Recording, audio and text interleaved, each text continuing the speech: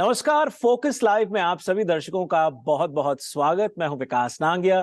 दर्शकों, एक नया एपिसोड, नया साल और नए सीजन को लिए हम हाजिर हैं हमारे नए मेहमान के साथ।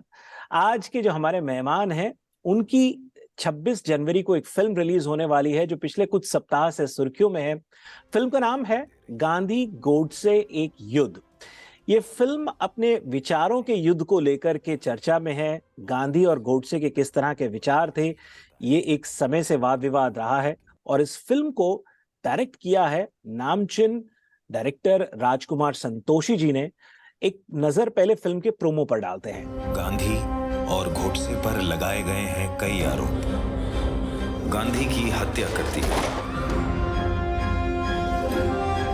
और गोडसे की आवाज को दबा दिया गया। समय ने उन्हें अपनी बात कहने का मौका नहीं दिया। ये फिल्म दे रही है। बहुत उम्दा प्रोमो, और प्रोमो से ही एक उत्सुकता सी हो जाती है कि ये फिल्म किस तरह की होगी। इस फिल्म में महात्मा गांधी का मुख्य किरदार निभा रहे दीपक अंतानी जी आज हमारे साथ फोकस लाइव में मौजूद हैं। बड़ी बात यह है कि दीपक जी को लिम्का बुक ऑफ रिकॉर्ड से सम्मानित किया गया है क्योंकि उन्होंने एक बार नहीं, अनेक बार, 500 से अधिक बार महात्मा गांधी का किरदार निभाया है। फिर वो चाहे फिल्मों में हो, टेलीविजन में हो, थिएटर में हो, अलग अलग माध्यम पे, अलग अलग प्लेटफॉर्म्स पर उन्होंने महात्मा गांधी के किरदार को निभाया है, जिया है। Deepak ji, focus live season 5 में आपका बहुत बहुत स्वागत। नमस्कार, thank you Vikas ji.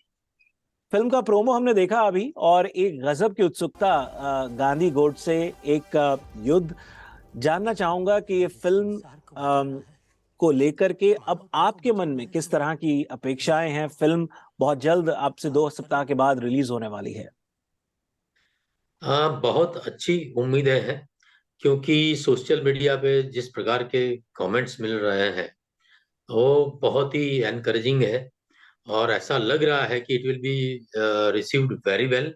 And coincidentally it's 26 January and 30 जनवरी को गांधी निर्वाण दिन भी है। तो बिल्कुल। ये दोनों ऐसे दिन है और छुट्टियां भी हैं। तो we are very much hopeful कि जो भी मेहनत किया है, जो भी वेटिंग किया है, and we will have good results.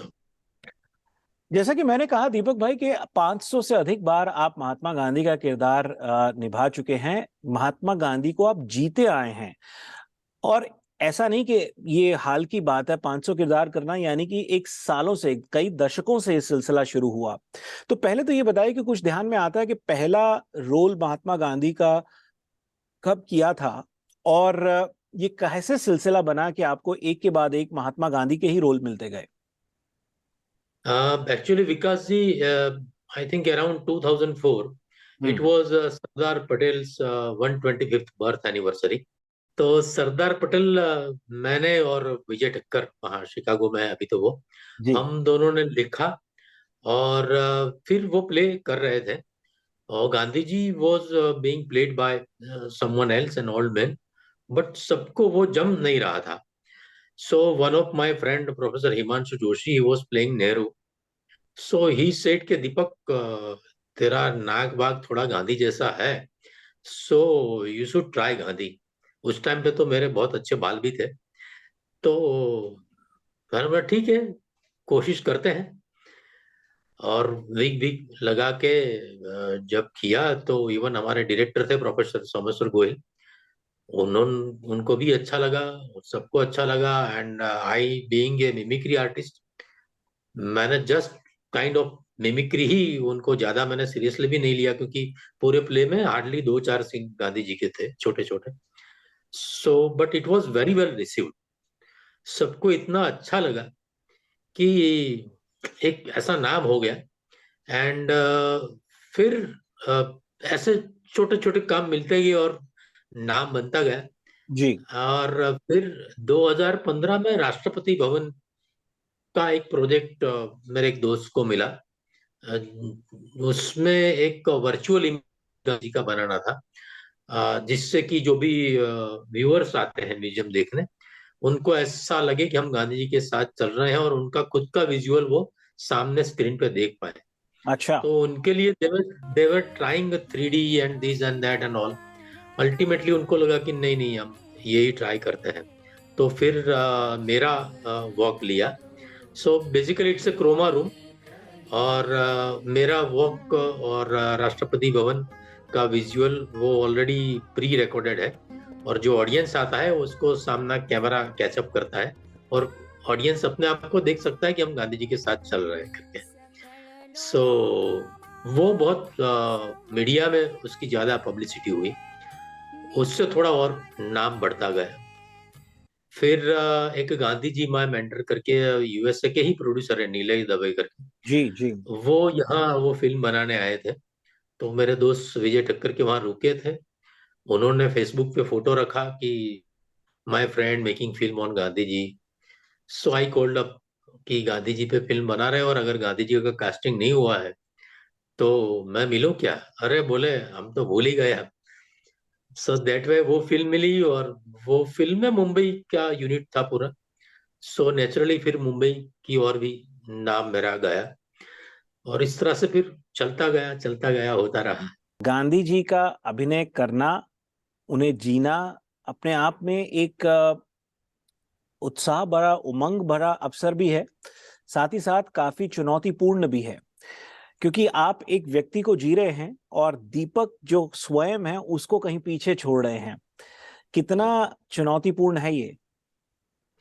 विकास जी, बहुत अच्छा सवाल है। बहुत ही अ, बड़ा चैलेंज था, क्योंकि क्या है कि अगर मुझे राम या रावण या ऐसा कोई कैरेक्टर करना है कि जो लिविंग लेजेंड नहीं है, या तो जिनके ओरिजिनल फोटोग्राफ्स या वीडियो या आर्काइवल फुटेज अवेलेबल नहीं है, तो जो भी अरुण गोविल करेगा वो राम है, वो लोग मान लेंगे।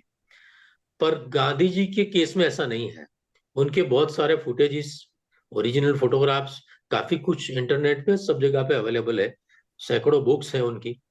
और बेन किंग्सले से लेके दर्शन जरीवाला से लेके नसरुद्दीन शाह, अन्नू कपूर, बड़े बड़े आर्टिस्ट ने ऑलरेडी ये किरदार निभा चुके हैं। तो मेरे लिए वो भी एक बहुत बड़ा कॉन्शियस रहना, या लोगों को स्वीकृति होगी कि नहीं, ये सब मन में दुविधा थी। साथ ही में आई वॉज वेल बिल्ड, तो I had to reduce my body. उसके लिए भी मुझे काफी कुछ खाना पीना ये सब कंट्रोल करना पड़ा। जैसे जैसे काम बढ़ता गया, सो मैंने जो भी छोटे मोटे व्यसन थे वो भी मैंने छोड़ दिए। कभी कभार सिगरेट पीना या कभी कभार एक दो पैग मारना, वो भी मैंने बंद किया, कि कहीं ऐसा ना हो कि मेरी इम्प्रेशन ऐसी ना रहे कि कहीं कोई देख जाए, कोई ले ले। सो वो मैंने कंप्लीटली मोर देन 10-15 ईयर्स बंद किया।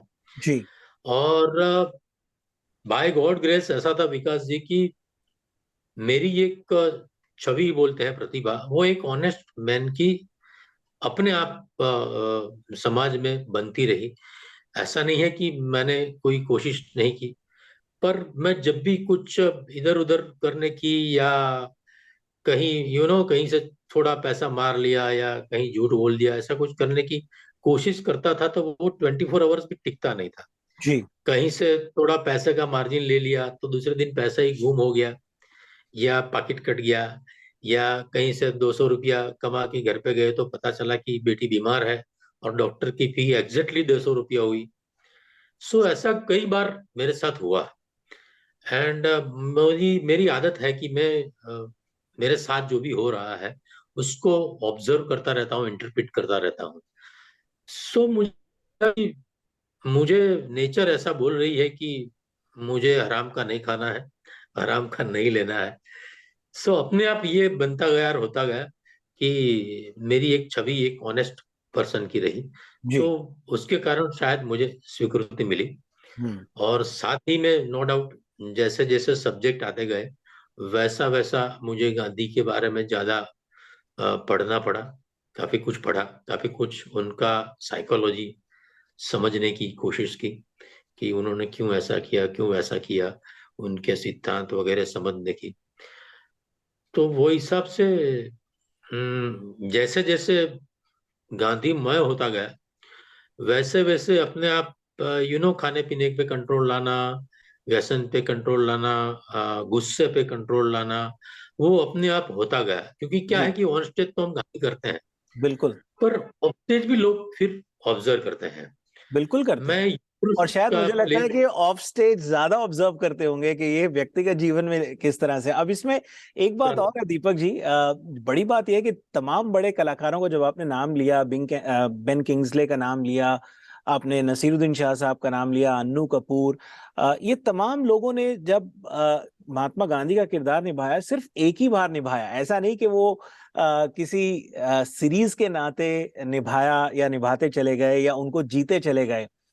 आप 500 से अधिक बार करते आए हैं अलग अलग मंचों पर, तो महात्मा गांधी को आप जीते आए हैं। जैसा कि आपने कहा कि आप अपने गांधी अनुसार अपने व्यक्तित्व में बदलाव लाते रहे, तो आप एक गांधीयन बन गए, एक गांधी की लाइफ को जीने लगे। क्या हुआ कि एक बार मैं युग पुरुष नाटक का शो परफॉर्म कर रहा था, हाँ, उसमें एक बहुत इंटेंस, श्रीमद राजचंद्रा जी के लिए हाँ जो उसमें एक संस्था जो बहुत थी। अच्छा इंटेंस डायलॉग था जिसमें श्रीमद राजचंद्र गुजर गए, उसके बारे में मैं बात कर रहा हूँ। तो वो करते करते मेरी आंख में भी नमी आ जाती है, गीली हो जाती है। मैं देख रहा हूँ कि ऑडियंस में भी पिन ड्रॉप साइलेंस है और उनकी आंखों में भी नमी आ गई है, और बहुत अच्छा बैकग्राउंड म्यूजिक सचिन जिगर का चल रहा है। I was enjoying that scene. Hmm. और बैक स्टेज में से ठक ठक ठक करके कुछ काम करने की आवाज आई, तो I got disturb. So I tried to continue but नहीं हो पाया। सो मैंने थोड़ा होल्ड किया सॉरी बोल के, और उसको थोड़ा मैंने बोला कि भैया तू दूर जा, अच्छा सीन चल रहा है, क्यों यहाँ मेरे पास में कर रहे हो, और एटलीस्ट जब सीन चल रहा है तब मत करो, ऐसा थोड़ा उसको डांट दिया। हम्म। और फिर सब करके अगेन प्ले चालू किया। So end of the play लोग आए, सेल्फी हुआ, ऑटोग्राफ हुआ, सब हुआ। एक आदमी दूर खड़ा था, सब भीड़ खत्म हुई तो आया, बोले सर बहुत अच्छा, everything was very good, but मेरी एक कंप्लेंट है। बोला कि आपने गांधी जी के कॉस्ट्यूम में भले ही छोटा थोड़ा बहुत, पर जो भी गुस्सा किया वो मुझे अच्छा नहीं लगा। सो आई थॉट कि नहीं, दिस इज राइट, ये मेरी गलती है और मुझे ये सब ख्याल रखना चाहिए। सो दैट वे। और क्या होता है कि ऑफ स्टेज भी लोग शो के बाद यू नो नमन करते आते हैं, पैर पड़ते हैं। और मैंने तो पद यात्रा किया है, जी। मनसुख मांडव्य के साथ 6 दिन का पद यात्रा किया है। तो सुबह 9 से शाम को 6-7 बजे तक ऑन रोड मैं गांधी गेटअप में चलता था, पब्लिक के साथ में, हम्म। बहुत सारे क्राउड के साथ में। तो उस टाइम पे बहुत कॉन्शियस रहना पड़ता था बिल्कुल। कि गलती से कहीं मैं मोबाइल पे बात कर रहा हूँ कोई क्लिक न कर ले, कहीं मैं चाय पी रहा हूँ या नाश्ता कर रहा हूँ कोई क्लिक न कर ले। बहुत ही कॉन्शियस रहना पड़ता है, even when not in getup of Gandhi also, कि लोग कहीं कुछ उल्टा सीधा मेरे बारे में कर दे, तो ये सब बनी बनाई मेहनत है जो इतना सारा डेवलप हुआ है, वो कहीं बैठ न जाए। जी, बहुत बड़ी बात। दीपक अंतानी जी के साथ बातचीत का सिलसिला जारी रहेगा, आप बने रहिए हमारे साथ। दीपक जी, आप भी हमारे साथ बने रहिए, बहुत जल्द हाजिर होंगे एक छोटे से ब्रेक के बाद।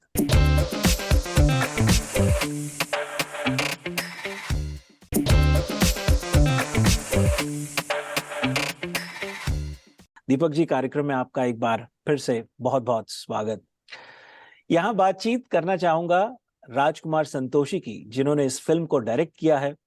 किस तरह की साझेदारी रही? आपने राजकुमार संतोषी जी को अप्रोच किया या राजकुमार जी की टीम ने आपको अप्रोच किया? और देखिए, एक कमर्शियल डायरेक्टर जब इस तरह की फिल्म बनाता है, उनकी सोच थोड़ी सी कमर्शियल सिनेमा से थोड़ी विपरीत जानी बहुत जरूरी है, और गांधी को जीना, वो माइंडसेट रखना बहुत जरूरी है। किस तरह की साझेदारी रही, किस तरह का टीम वर्क रहा, कोलैबोरेशन रहा राजकुमार संतोषी के साथ, कुछ उसके बारे में बताइए। बहुत अच्छा हमारा ट्यूनिंग रहा। He respects me very well, script से लेके ऑलवेज यही कहता था कि आपने ज्यादा परफॉर्म किया है गांधी जी, आप ज्यादा जानते हो, तो आप बताइए ये सही है कि नहीं है। हम्म। और सबसे बड़ी बात यह है कि ऑफ कोर्स आपने जैसे पूछा, मैंने ही अप्रोच किया। जब कहीं न्यूज़पेपर में मैंने पढ़ा कि संतोषी जी ऐसी फिल्म बना रहे हैं, तो जैसे मैंने पहले बताया कि भाई मैं हमेशा अर्थघटन करता रहता हूँ। तो मुझे ऐसा लगा कि ईश्वर ने मुझे ये न्यूज़ क्यों पढ़ने को दी? हाँ, मैंने ये पुट तो this indicates something and I should try for it. Right.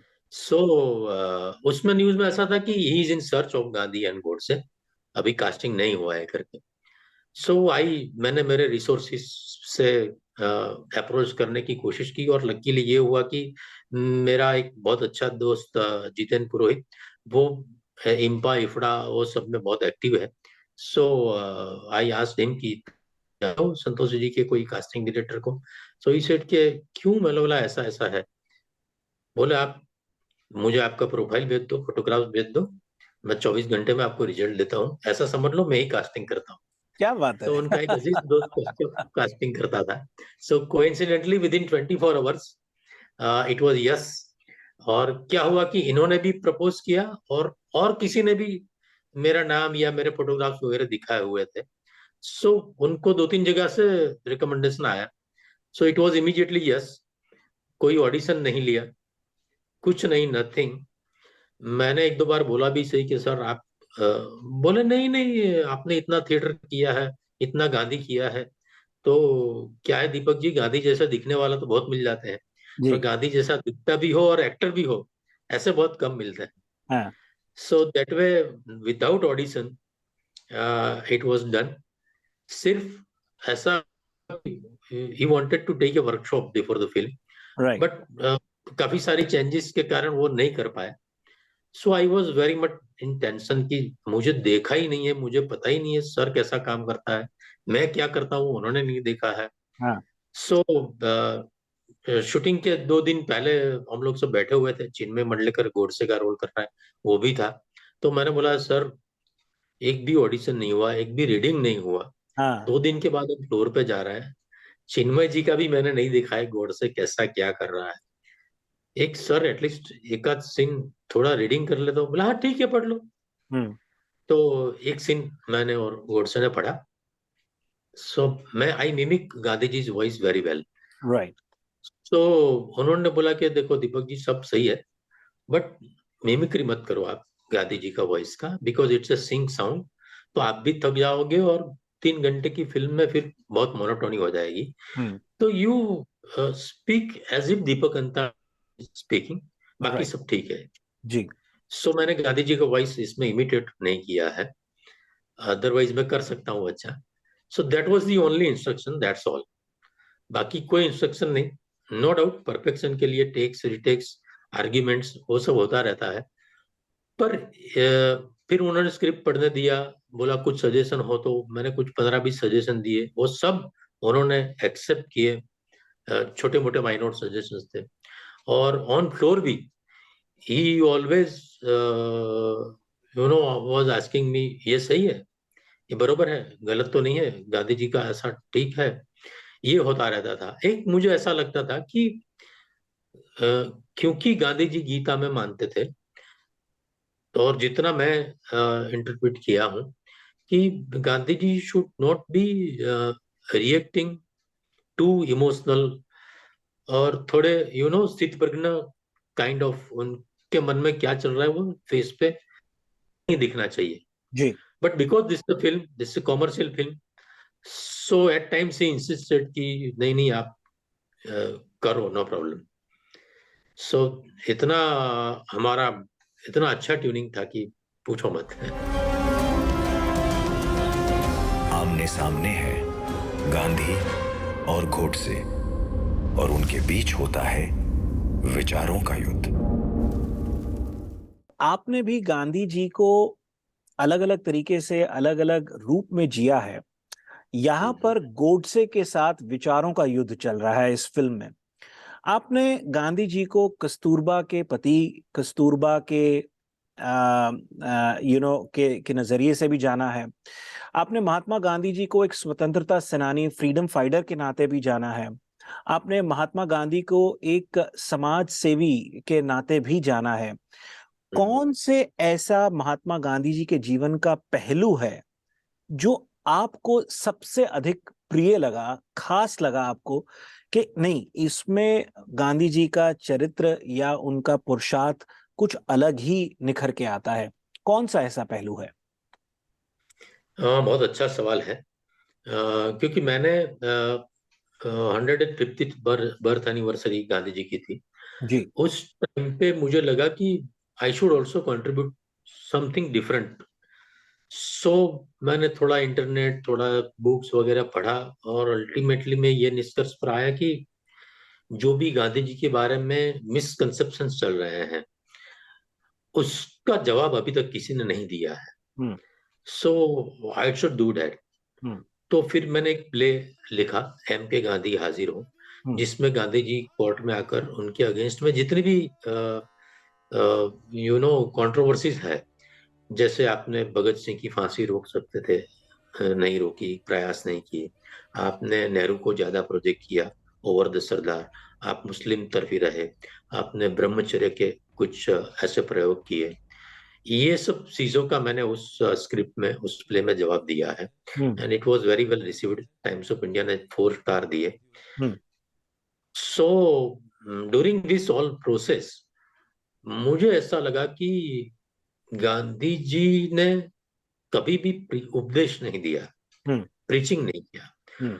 उनको जो भी कहना था वो उसने करके दिखाया। हम्म। प्रैक्टिस में सत्य के प्रयोग उन्होंने किए, प्रैक्टिस में रख के खुद ने करके दिखाया। So that's why he could say कि मेरा जीवन ही मेरा संदेश है, my hmm. Life is my message. Because he तो रियली ये, वॉक द टॉक। जो यस, उन्होंने सो कहा उसको किया। हाँ, उसने करके दिखाया, सिर्फ कहा नहीं। जी। So this was the best part of his life. Otherwise he was not good orator. उसका, उनका कोई ऐसा पर्सनालिटी नहीं था जी। कि लोग इम्प्रेस हो जाए। But it was only the things he did. वो एक जो, मतलब उनको जो कहना था वो करके ही दिखाया, दैट्स ऑल। जी। जी। सो ये एक बहुत बड़ा पहलू है। और काफी सारे उनके जीवन के सिद्धांत है। एक तो मुझे ये सिद्धांत बहुत स्पर्श कर गया कि अ, उसको कभी किसी व्यक्ति से विरोध नहीं था। हम्म। उनका विरोध या उनकी लड़ाई थी वो सिस्टम से थी, हम्म। अंग्रेज सरकार से। कोई वाइसरॉय को उसने दुश्मन नहीं बनाया, कोई ब्रिटिश ऑफिसर को उन्होंने दुश्मन नहीं बनाया। हम्म। हालांकि वो लोग उनके दोस्त की तरह बिहेव करते थे। हम्म। जनरल स्मट्स करके एक था जो ब्रिटिश ऑफिसर, उनके साथ तो मतलब स्मट्स गांधी जी को बहुत हेट करता था। हम्म। बट गांधी जी ने अपने हाथ से टायर जो होता है उसके रबड़ के सैंडल्स बना के स्मट्स को गिफ्ट किए, हम्म। और स्मट्स ने उनको बुक्स गिफ्ट की। हम्म। आज भी वो सैंडल जोहानिसबर्ग के म्यूजियम में है। स्मट्स ने रखा है कि मेरी मेरी कोई हैसियत नहीं है कि मैं इसको पहनूं या ये सैंडल में। सो ऐसे रिलेशन वो बना लेते थे। भाई इसीलिए तो वो मोहनदास करमचंद गांधी से महात्मा बने, क्योंकि उन्होंने इस तरह के जीवन को जिया। वक्त एक और छोटे से ब्रेक का। ब्रेक के उस पार दीपक जी आपसे बातचीत का सिलसिला जारी रहेगा। बहुत जल्द हाजिर होंगे।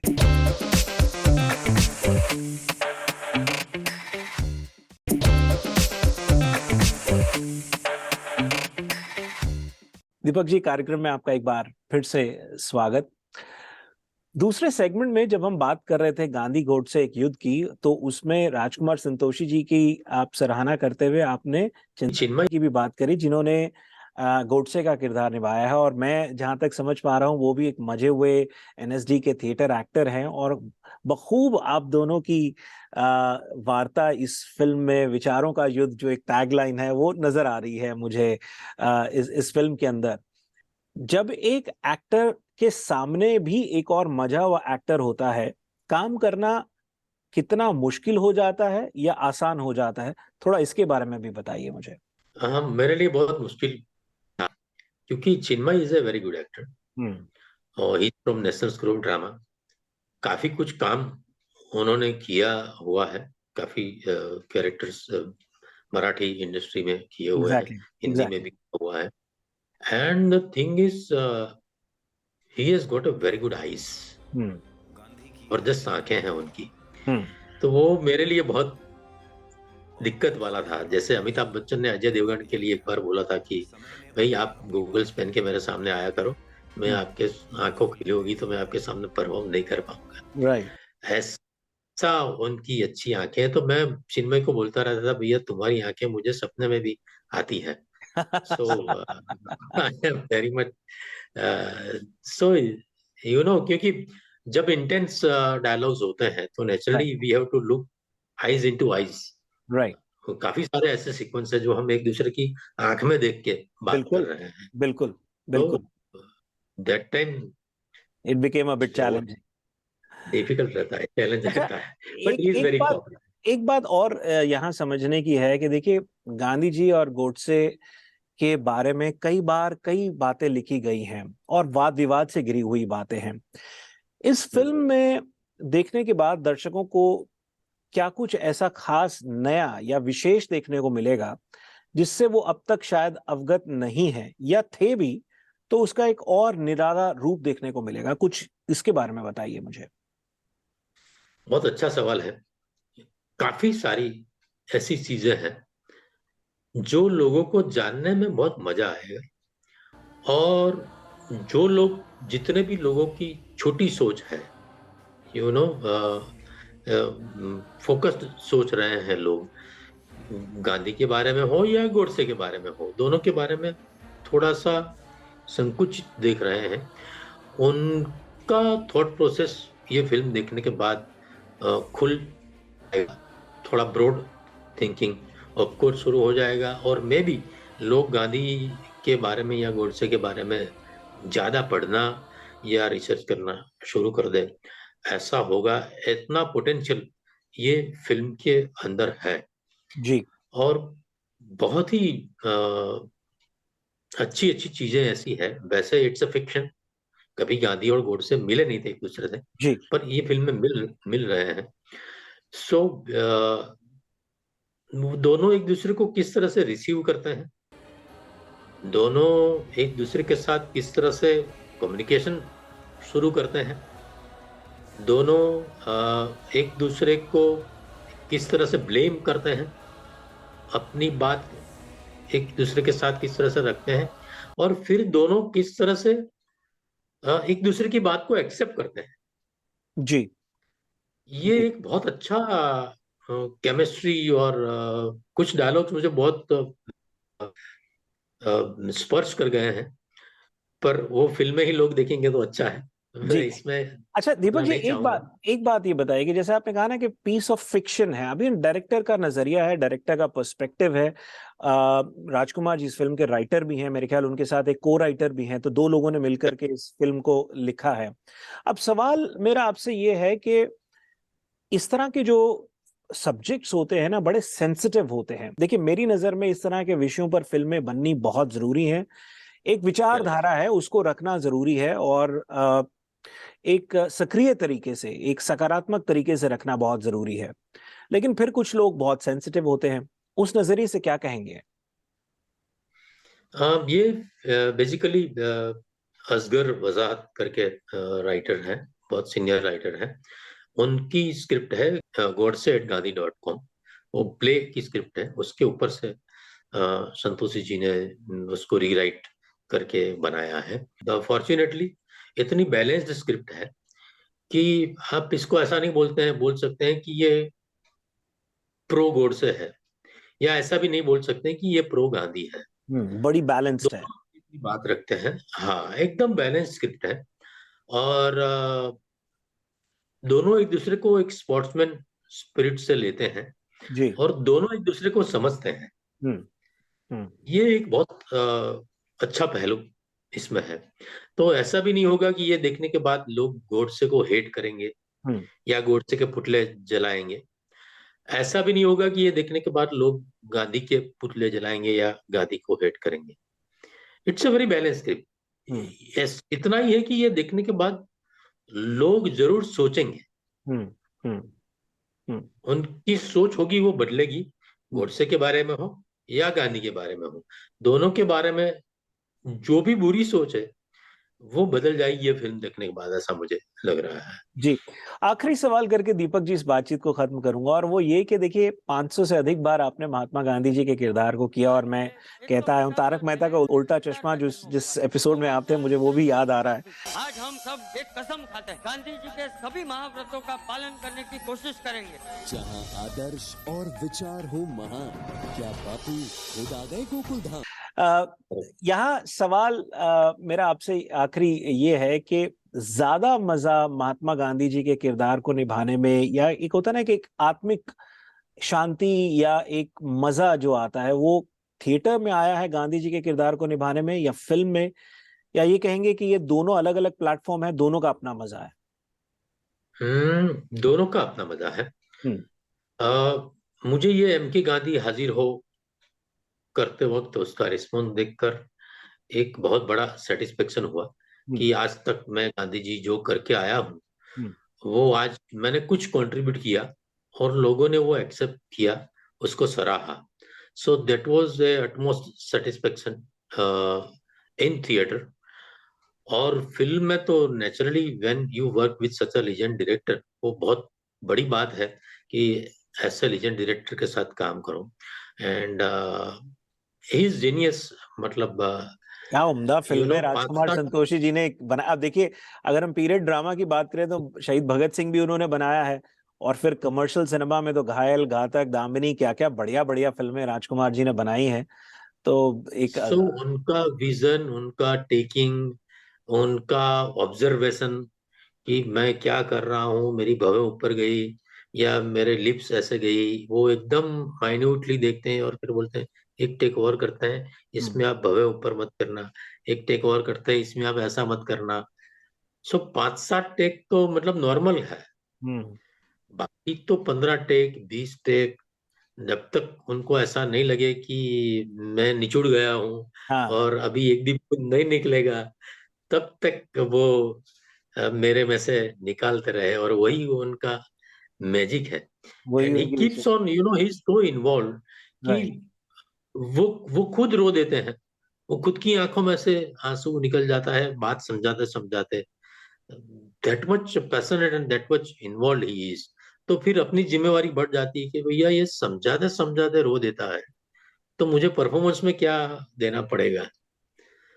So that intense director is. So naturally अभी इससे आगे कुछ नहीं हो सकता, ये सिचुएशन अभी आ गई है। जी जी, इतना मुझे निचोड़ लिया। जी दीपक जी, बातचीत करके बहुत मजा आया, और बहुत सारी शुभकामनाएं आपको गांधी गोडसे एक युद्ध फिल्म के लिए, और इसके आगे भी एक जो कारवां सिलसिला आपके जीवन के साथ जुड़ा है महात्मा गांधी के किरदार निभाने का। आई एम श्योर फिर किसी मकाम पे, फिर किसी मोड़ पे, फिर किसी प्रोजेक्ट से जुड़ी बातचीत होगी आपसे। हमसे जुड़े, हमसे दो बदो बातचीत की, उसके लिए आपका बहुत बहुत शुक्रिया। Same here, thank you very much sir, आपसे बातचीत करने का बहुत मजा है। जी दर्शकों, फोकस लाइव सीजन 5 जारी रहेगा। ब्रेक के उस पार हमारे साथ फिल्म और टेलीविजन जगत के एक और जाने माने अभिनेता, थिएटर में उन्होंने खूब नाम कमाया है, हमारे साथ संजय गोराडिया होंगे। We'll be right back after these messages.